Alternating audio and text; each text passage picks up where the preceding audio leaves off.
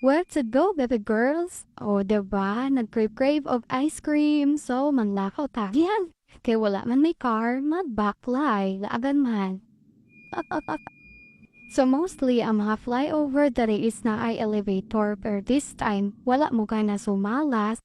Why elevator? No problem na mga tiil ng mga lahagan kayo. So, halasak ka diya jay.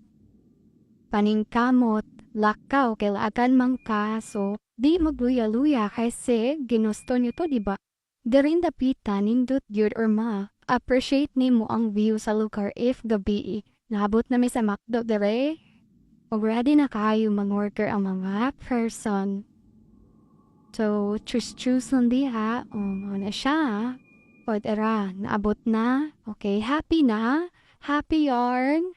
Kani nga time nag-struggle jud ko og mix sa kanang Oreo anis ice cream ba unsa na ang awag ana kay giingnan mi sa staff na i-mix ba daw or ipamix daan.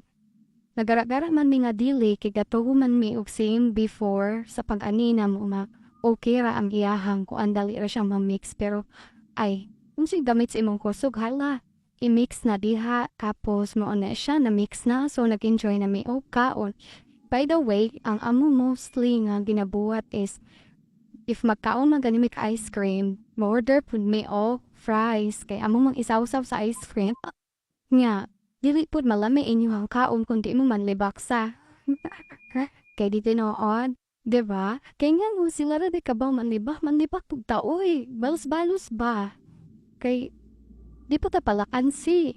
Ngano di ay? The end. Thank you for watching.